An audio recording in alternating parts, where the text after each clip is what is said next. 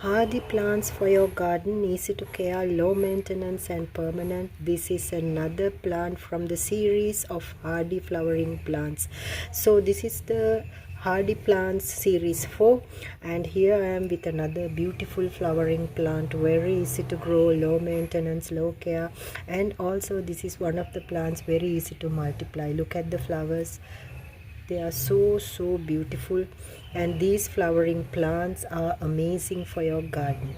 Gomphrena or globe amaranath, known from those names. Gomphrena plant is a low maintenance permanent plant for your gardens. Now once this flower dries out, you can easily make more flowers from these seeds. So they are really very easy to grow and maintain, and this plant doesn't need much care. Only thing is they need sunlight to flower. So these are the flowers, and once they dried out, you can make more flowers and plants out of them. Can easily make more plants out of them. So this is another flowering plant for busy people, those who doesn't have time to fertilize. These, once you put them on the ground, very easy to maintain and care.